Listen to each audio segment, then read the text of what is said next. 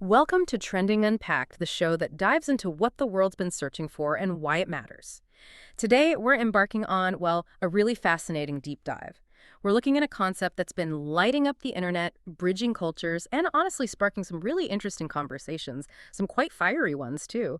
We're talking about an upcoming Netflix animated series, one that promises to blend the infectious energy of K-pop with the thrilling, shadowy world of demon hunting.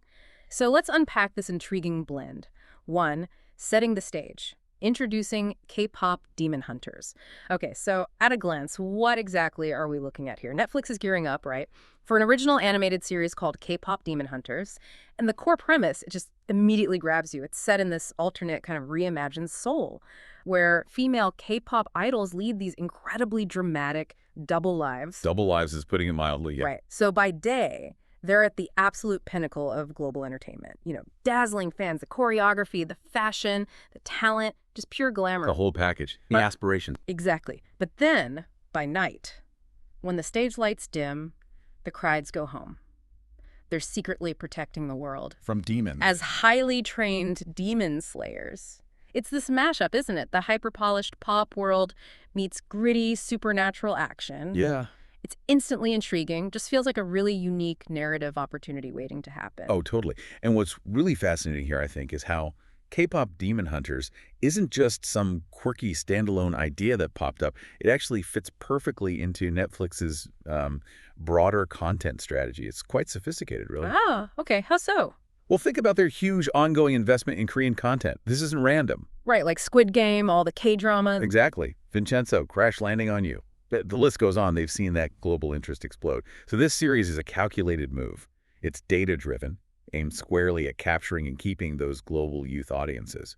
They know how immense the popularity of K-pop and Korean culture is worldwide. So it leverages that existing fan base. Precisely. Yeah. The release is slated for sometime in 2025, maybe.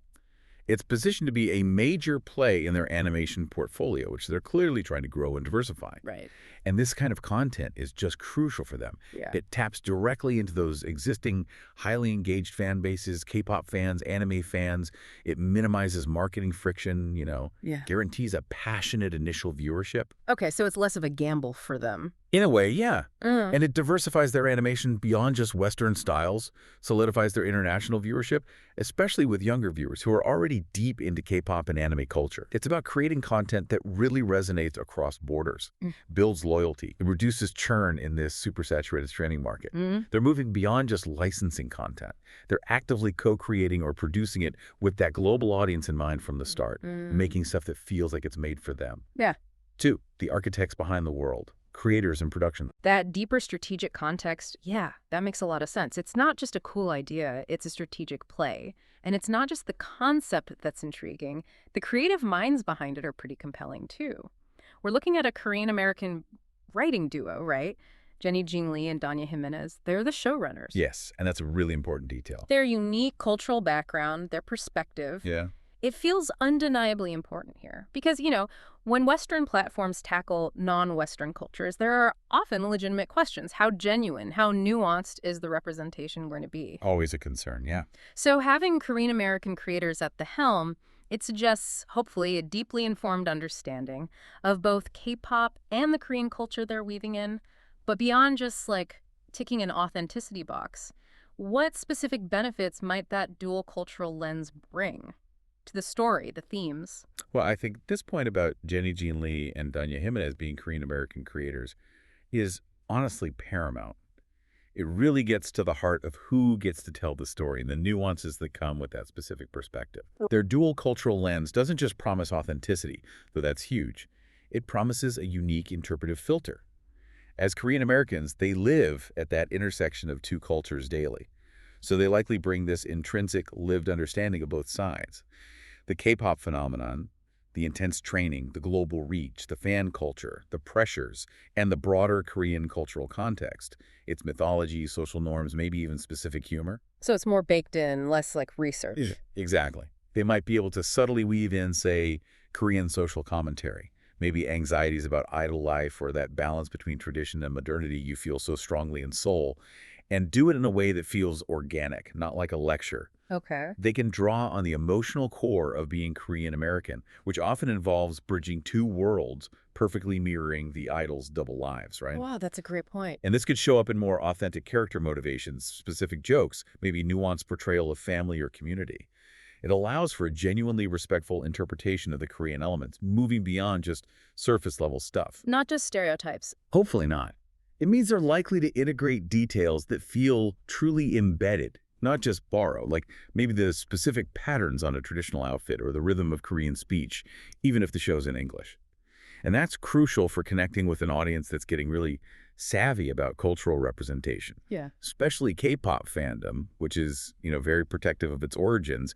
It grounds the fantasy in something relatable and culturally resonant. Okay, that makes sense. And on the production side, this isn't being outsourced, right? It's Netflix Animation handling it internally. Yeah, that's another big signal. What does that tell us? But maybe the visual quality, the ambition, the global reach they're aiming for. The fact that Netflix's own internal animation studio is doing it, yeah, that carries significant implications, both for the visuals and the whole global strategy.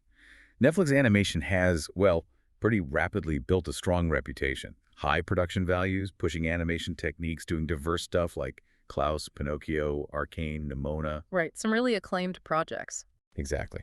So their direct involvement suggests this series will get substantial resources, access to cutting-edge tech, and a clear, unified vision for reaching a global audience right from the get-go. So they're serious about it. Very. It signals they're committed not just to more animation, but high-quality, premium animation that can compete internationally.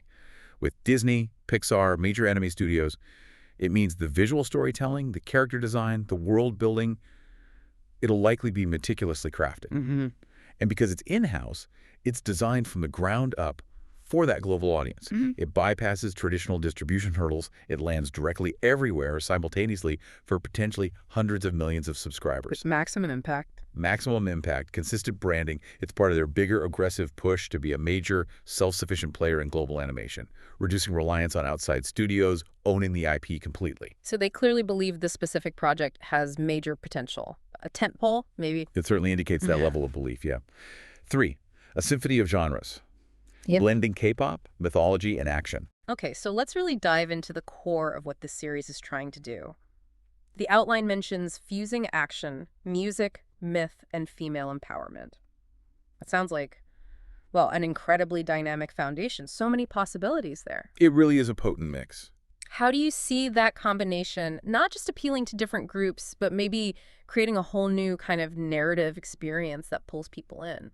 Well, I think this specific blend is incredibly appealing because it hits these universally resonant themes, but wraps them in a fresh, vibrant, and specifically cultural context. Yeah. The action, obviously, that draws in viewers who crave dynamic storytelling, cool fight scenes, high stakes, but it's the kind of action that'll be key, right? Not just generic fights. Right. Then the music element, specifically K-pop, Right. that offers an immediate hook for this massive, passionate, globally organized fan base. And K-pop isn't just music. It's known for its incredible visual artistry, the synchronized dance, sometimes really deep lyrics. Adding myth brings that layer of depth, that sense of ancient, powerful forces, taps into our fascination with the supernatural, the unseen. It gives them so much room for lore, for world building. And then at its core, that theme of female empowerment, that's hugely significant, hugely timely. Having female K-pop idols as demon slayers, it champions agency, strength, resilience in a way that resonates deeply with young audiences everywhere, regardless of background or gender. They're not damsels in distress. Absolutely not. They're figures of immense power, both on stage and apparently in battle. It's a concept that can cross cultural barriers because it mixes elements with proven international appeal action, music, mystery, empowering heroes, but delivers it through that unique Korean lens. So it's accessible and exciting for a really broad spectrum. K-pop fans, anime fans, even just general audiences looking for something fresh and compelling. The synergy isn't just adding things together. It potentially creates something much greater than the sum of its parts. And thinking about the visuals, the source material describes it as having bold visuals and anime-style combat. Yeah, that phrasing is interesting. What exactly does anime style imply here? Beyond just the look, the aesthetic, how does that maybe enhance the supernatural action? Does it maybe even echo the K-pop performance side? That's a really critical detail, actually, because anime style isn't just about the art. It's kind of shorthand for a whole set of dynamic visual storytelling tricks that prioritize expression and impact over strict realism. Okay. When we talk anime-style combat, you're usually looking at incredibly fluid, often exaggerated animation. It conveys immense power, speed, emotional intensity. Think about really dynamic camera angles, swooping, spinning with the action, rapid cuts to emphasize impact, a strong focus on visual flair that makes even simple moves feel huge. Like the energy blasts, the dramatic hair flowing. Exactly. How energy might distort the air, or how hair, clothes, even tears might flow dramatically during a powerful moment. And these choices are just perfect for supernatural action. They allow for that heightened reality where characters can defy physics in really spectacular ways. So the fights can be more creative. Incredibly creative, yeah, and expressive. Making the demon-slaying sequences not just violent, but almost like a dance. It could integrate the idol's performance background right into their fighting style. Ah, okay. Connecting the two worlds visually. Imagine a high kick seamlessly flowing into some kind of magical burst, Mm. or rapid punches that are as precise and synchronized as a K-pop dance break. It enhances the supernatural stuff by making the impossible look incredibly cool, believable within the show's own logic, and visually rhythmic. Wow. It ensures the action is just as captivating and meticulously crafted as the K-pop performances themselves, blurring the lines between their two identities in a really thrilling visual way. And of course, you can't have K-pop without the music. It mentions a musical K-pop soundtrack. This sounds like more than just background noise. Definitely seems like it. How do you see the soundtrack itself becoming, I don't know, almost like another character, or just a crucial part of the show's identity, especially integrating actual K-pop songs into action or character moments? Could they do something really innovative here? Oh, absolutely. Yeah. The musical K-pop soundtrack is where this series could really carve out its unique identity, potentially redefine how music works in animation, beyond just playing alongside visuals. How so? It's not just about licensing tracks, right? It could become a narrative device itself, a dynamic tool. Imagine the idol's powers, or maybe their signature moves, being intricately tied to specific songs, like the tempo and mood of the music directly influencing the rhythm and flow of a battle. A high-energy track with a heavy beat could underscore a fast, complex fight scene. Maybe the fight choreography even mirrors the dance moves from a music video. Oh. The sound of a specific bass drop or a soaring vocal could literally signal a power-up or a finishing move. That would be amazing. And conversely, maybe a slower, more melancholic ballad plays during a moment of vulnerability, revealing the emotional cost of their double lives, or setting the tone for a flashback about where a demon came from or their own hidden trauma. Using the music for emotional depth, too. Exactly. And it could be woven into character development. Each idol might have a signature song reflecting their personality, but also acting as their transformation or power-up anthem when they switch to Demon Slayer mode. Like a personal theme song. Kind of. And the lyrics themselves could provide subtle exposition or add huge emotional weight, speaking to their struggles, their dreams, the evil they face, almost like musical internal monologues. That level of integration would be incredible. It really would. It transforms the soundtrack from just accompaniment into an active participant in the story, an indispensable part of the show's DNA. It creates this truly immersive experience, blurring the lines between performance and battle, embodying their dual identity. It elevates the K-pop element beyond just being a genre tag and makes it fundamental, a true fusion of performance and power. Okay, now here's where it gets really interesting for me. Weaving in Korean mythology and culture, the premise says it blends Korean mythology into the demon slaying, focuses on evil spirits, all through a uniquely Korean lens in this alternate soul. What kind of depth, what kind of cultural immersion do you think the creators are hinting at there? And what does it really mean to apply a uniquely Korean lens to supernatural action? This is probably the most exciting and potentially complex aspect. It hints at a really rich tapestry of cultural immersion, something that goes way beyond just, setting it in Seoul. Right.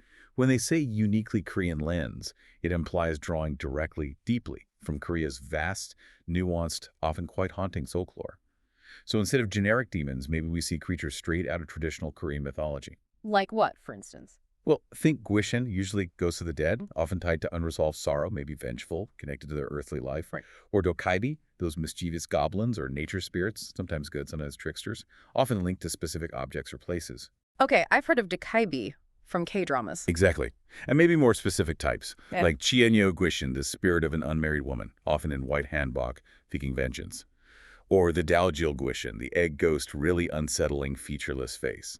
Wow, okay. So not just generic monsters. No, these are deeply rooted cultural archetypes, Yeah. each with specific lore, motivations, weaknesses that could intricately inform their powers, how they look, and crucially, how the idols have to defeat them. It adds layers. And the immersion could go deeper, beyond just the creatures. Oh, I think so. It could impact how the idols actually slay demons. Maybe their powers aren't just generic magic, but are tied to traditional Korean spiritual practices, shamanistic rituals maybe, Hmm. or specific historical legends. Hmm. Their attacks might incorporate stylized elements from traditional Korean martial arts, taekwondo, hapkido, but reimagined fantastically. Their costumes, even the K-pop glamour, might subtly echo traditional hanbok or royal clothing, fused with modern style, symbolizing their dual roles. Visually linking past and present. Yeah. And the alternate Seoul setting could mean famous landmarks, ancient palaces, bustling modern districts are imbued with mythological significance, become hotspots for supernatural stuff, Mhm. like a living map steeped in legend. This is really different from a more generalized East Asian aesthetic you sometimes see. By rooting the supernatural deeply in Korean specifics, it suggests the creators are genuinely engaging with the cultural context, not just borrowing cool visuals. So telling a story that feels authentically Korean but still accessible globally. Exactly, sharing a part of Korea's spiritual and narrative heritage in a fresh, compelling way, giving viewers a distinct cultural experience. Mm. 4. The online echo chamber. Hype and hesitation. So with all these incredible elements potentially coming together, naturally the online world has been buzzing, massively. On one hand, there's this huge swell of excitement, especially from fans on TikTok, on X. They're affectionately calling it K-pop meets Sailor Moon. Yeah, that comparison took off immediately. It's such a powerful, succinct shorthand. Why do you think that specific phrasing resonated so strongly? And who's most excited by this? Is it just nostalgia, or is there more to it? Well, that K-pop meets Sailor Moon comparison is just incredibly potent, isn't it? It instantly communicates a clear, exciting genre mashup to a huge audience that gets both references, even vaguely.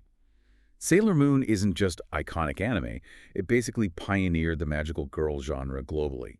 It had female friendship, dramatic transformations, fighting evil with style, aspirational themes, Mm. all with that distinct visual aesthetic that influenced generations. Just really iconic. And K-pop represents contemporary pop culture at its most vibrant, globally influential, visually polished.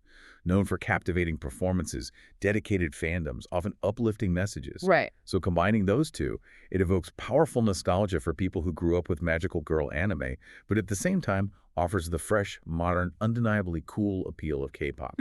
It's the perfect shorthand. Glamorous, powerful young women fighting supernatural evil with style, teamwork, and camaraderie. Sets expectations immediately. Exactly. Visually stunning transformations, dynamic action, strong bonds between the heroines. The excitement is particularly strong among existing fans of fantasy K-drama and anime. Makes sense. They're already primed for this kind of thing. They really are. These are audiences used to intricate world-building, high-stakes supernatural conflicts, often genre fusion. They're already invested in Korean culture through dramas, webtoons, K-pop itself. For them, K-pop Demon Hunters feels almost tailor-made, a natural evolution combining things they already love into something new and thrilling. So the hype shows a real appetite for this specific blend. Absolutely. It taps into established fandoms, generates organic buzz through shared interests and community excitement, turns whispers into a roar online. It's proof of the power of a concise, evocative concept. Okay, that makes a lot of sense given those passionate fan bases. But on the other side of the coin, there's also been, a nuance of concern, maybe even some backlash, or at least cautious skepticism. The flip side, people worried it could oversimplify K-pop culture, or even commodify it. Maybe lean into stereotypes from a Western lens. I've seen discussions like on Reddit, Arcade Drama, asking for thoughts on Netflix's Demon Hunter K-pop concept. Yeah, those discussions are happening. What are the underlying reasons for those concerns? And how challenging is it for creators to navigate that really delicate balance of cultural crossover and authenticity, especially with something as huge and personal as K-pop? It's a really important and, frankly, entirely valid point. It highlights this tightrope creators have to walk when they adapt globally popular cultural phenomena, especially ones with deep cultural roots like K-pop. The concerns about oversimplification or commodification, they stem from a legitimate fear. Fear of cultural appropriation, superficial engagement, reducing this rich cultural ecosystem to just an aesthetic, Right. For dedicated fans, K-pop is so much more than music. It's a complex industry, a cultural movement, a source of national pride, and for many, a huge part of their identity and community.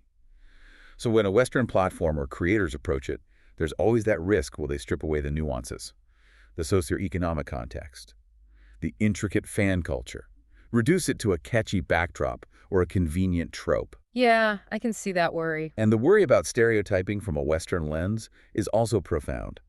Historically, Western media hasn't always done a great job portraying non-Western cultures accurately. Sometimes it's cliches, generalizations, tokenism. For K-pop, this could mean portraying idols only as hyper-glamorous, perfect beings, without acknowledging the grueling training, the intense pressures, the strict contracts, the fierce competition, or the individual personalities and struggles that make them relatable. Fans are rightly protective. They want to see it represented thoughtfully, respectfully, with fidelity, not as some simplistic, exotic trope. So navigating that balance, it's incredibly challenging. Incredibly. It needs more than just research. It needs genuine cultural empathy, ongoing consultation with experts, and ideally, involving creators from the culture which, to their credit, K-pop Demon Hunters is doing with the Korean-American showrunners. That helps, presumably. It definitely helps, but the challenge remains. Make it accessible globally without diluting its essence or misrepresenting its core values. Inspire without exploiting. Celebrate without generalizing. Success for a show like this will really depend on how deeply it understands K-pop as this living, breathing cultural force, not just a music genre, and how respectfully it weaves in the mythology, making sure it enriches the story, not just serves as exotic window dressing. And those online discussions are kind of holding them accountable. Exactly. They're crucial feedback loops. They reflect the audience's desire for genuine, responsible cultural representation, holding creators accountable in real time. 5. Broader strokes. Cultural fusion, representation, and global appeal. That's a really thorough look at both the potential pitfalls and the huge hopes tied to this project. It brings us to the broader strokes, doesn't it? What this series signifies in the bigger picture of global entertainment. Let's talk more about this intersection of cultures, that ongoing conversation around cultural crossover and authenticity. How challenging is it? But also what a massive opportunity to present a specific rich culture like Korea's to a global audience without losing its essence. Yeah, that intersection of cultures is arguably one of the defining things about global entertainment right now, and this show sits right in the middle of it. The challenge, well, it's immense. It's a delicate balancing act. On one hand, you have to make it accessible, relatable to viewers who might not know all the nuances of Korean society or its mythology. That might mean translating certain concepts, maybe visually or through character reactions, not just dumping exposition. Enough context, but not overwhelming. But on the other hand, the authenticity of those cultural elements is absolutely paramount. If you strip away too much, simplify too much, you risk creating something bland, generic, something that feels inauthentic to people from the culture alienating a key audience and superficial to others looking for genuine exposure. It becomes cultural tourism, not cultural exchange. Yeah, that's the danger. But the opportunity is equally vast and incredibly rewarding when done right.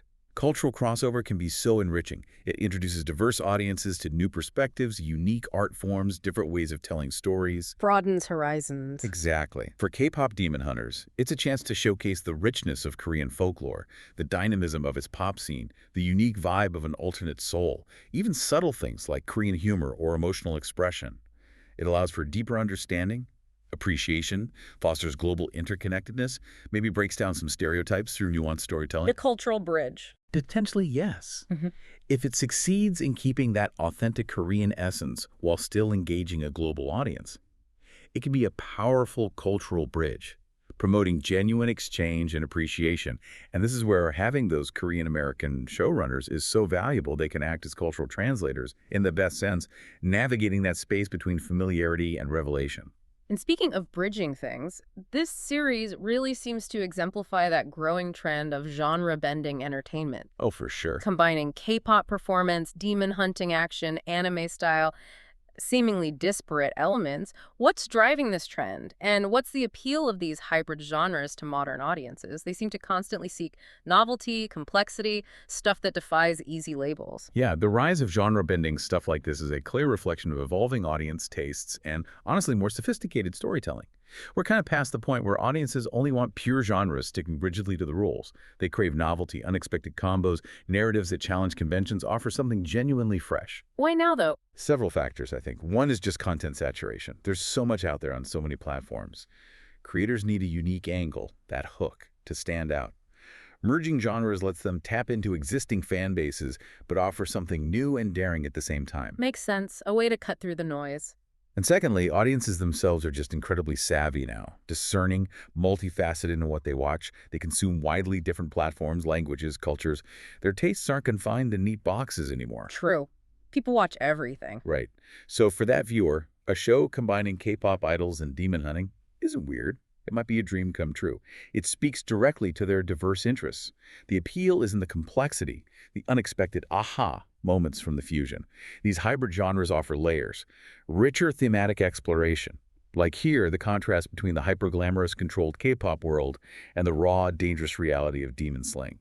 That creates instant dramatic tension, opportunities for nuanced character arcs. About dual identity sacrifice. Exactly. It's not just a superficial mashup. It can be a commentary. It's about delivering something that feels both familiar and totally new, satisfying that modern craving for both comfort and constant innovation. Building on that cultural aspect, let's talk about the enduring power, maybe even accelerating power of Korean aesthetics and mythology. Beyond K-pop, what other Korean cultural elements are really gaining traction internationally?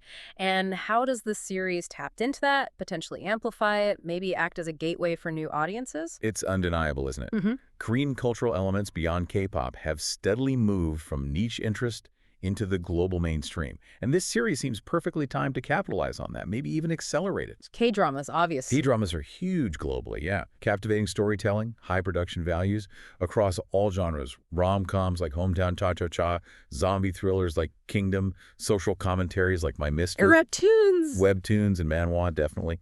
Those digital comics have exploded. Huge variety of narratives, art styles, fantasy, horror, history, slice of life. They're a rich source for adaptations, too. Even traditional Korean folklore and history, previously less known globally, are creeping into consciousness through period dramas like Mr. Sunshine, films like The Wailing, even video games. So K-pop Demon Hunters taps right into this. It uses the visual appeal, maybe character archetypes familiar from dramas and webtoons, but specifically weaves in Korean mythology, not just generic demons, but Korean evil spirits, through that uniquely Korean lens we talked about. That specificity matters. It's precisely what makes it compelling and enriching globally. By showcasing these elements in a big, accessible Netflix animation, it introduces Korean aesthetics, mythology, storytelling, dynamism to an even wider, maybe younger audience. They might then go explore other Korean culture. Acting as a gateway. Exactly. Amplifying the existing interest, solidifying Korea's position as this powerhouse of compelling cultural exports. This project isn't just riding the wave, it's helping build it, creating this virtuous cycle of discovery and appreciation for Korean culture worldwide. Which leads us to a really critical point, I think, about Western interpretation of Korean pop culture, especially with a Western platform like Netflix commissioning it, even with Korean-American creators interpreting this distinctly Korean phenomenon. What questions does that raise? About representation, who gets to tell which stories, that ongoing dialogue about how Western media consumes and portrays non-Western cultures. This is such an important, ongoing, and often, quite fraught conversation. And K-pop Demon Hunters is a perfect case study for it. The fact that Netflix, a Western-based global giant, is commissioning this even with talented Korean-American creators inherently raises questions about representation and the power dynamics in storytelling. Even with the right creators. Well, having Jenny Yeon Lee and Danny Jimenez is a huge positive step towards authenticity. But it doesn't entirely bypass the scrutiny. It makes you ask, whose story is ultimately being told? Through whose perspective is it framed? Is it being told for a global audience or to a global audience? Is there maybe subtle pressure to westernize things for broader appeal? Yeah. The whole dialogue about Western media portraying non-Western cultures. It's got historical baggage, a legacy of misrepresentation, exoticism, cultural tourism, sometimes appropriation, taking elements out of context without real understanding or credit. Right. So when a phenomenon as significant and culturally specific as K-pop, born and bred in Korea, is interpreted by creators who are diasporic or working mainly within a Western media framework, it invites complex analysis. Can the unique cultural nuances, the K-pop industry context, the idol-fan relationship, the deep roots of the mythology be fully conveyed without compromise, or will they be subtly reframed, maybe simplified, to fit a Western narrative structure or expectation, potentially losing some meaning or power in translation? It's this constant negotiation, integrity versus global accessibility. That's a tough line to walk. It really is. And this isn't necessarily a criticism of this show specifically, but it's acknowledging the critical lens these projects are viewed through today by an increasingly informed and vocal global audience. Audiences, especially from the culture being portrayed, increasingly demand more control over their own narratives. They want stories told by those with lived experience. And when a Western platform is involved, there's an expectation of deep collaboration, profound respect, genuine cultural exchange, not just consumption. So this series will be a fascinating test case. Definitely. To see how successfully it navigates these complex waters and how it contributes positively to that broader conversation about global storytelling and culturally responsible representation. Its success won't just be viewership numbers, but also how it's received by the culture it aims to represent. 6. Why now? Understanding the trend's momentum. That is a lot to consider, but it brings us back to that central question. Why is this trend, this specific series, catching fire right now? First, let's circle back to Netflix's strategic investment. In global youth content, how does the commercial logic behind K-pop Demon Hunters leverage those existing global fan bases? And what does it tell us about Netflix's overall strategy in this super competitive streaming war? It's abundantly clear. Netflix's strategy is incredibly sophisticated, almost surgical in its precision. And yeah, K-pop Demon Hunters is a prime example of their calculated approach. The commercial logic is deeply rooted in leveraging existing, massive, and unbelievably engaged global fan bases. K-pop fandom especially is renowned for its loyalty, its collective organizing power, its social media activity, its willingness to consume tons of related content. They are dedicated. Incredibly. So by investing in a concept that directly appeals to these established, passionate communities, Netflix effectively cuts down on traditional marketing costs. They practically guarantee an immediate dedicated audience. It's lower risk, potentially high reward if done right. Smart business. Very. And this series specifically targets global youth audiences. A demographic fluent in digital media, hyper-connected, remarkably open to diverse content from anywhere. Yeah. They aren't bound by old geographic or cultural limits in their entertainment choices. They seek novelty, authentic experiences. Right. Netflix's strategy gets that. By consistently providing culturally specific but universally appealing stories, they tap into these growing, often underserved markets super efficiently. It's about more than just subscriber count. It's boosting engagement, fostering loyalty, reducing churn by offering content that feels tailor-made for passionate niches who then spread the word. Keep people subscribed. Exactly. Their sustained investment in Korean content, dramas, films, now animation, signals this long-term strategic commitment to a region that consistently produces globally resonant stories and captivating aesthetics. K-pop Demon Hunters is a smart bet. Combines two proven global hits, K-pop phenomenon, supernatural action in a high-demand format, animation, hits multiple sweet spots for their target demo, and cements their position as a truly global content provider, not just a distributor. And the digital landscape, obviously, plays a huge, almost indispensable role here. Well, massive. How do platforms like TikTok and X amplify anticipation, amplify discussion for a series like this? And what's the role of fan communities in generating that organic hype, but also shaping perception both positively and critically? The digital landscape, especially TikTok and X, yeah, they're absolute catalysts. They amplify everything. These platforms are basically built for viral spread, short, shareable content, visual trends, immediate reactions. Perfect incubators for buzz. A concept as inherently visual and exciting as K-pop idols, who are also demon hunters. It's tailor-made for TikTok. Fans make reaction clips, fan edits, speculative animations, dance challenges based on just concept art. The visual nature of K-pop choreo and anime action just works there.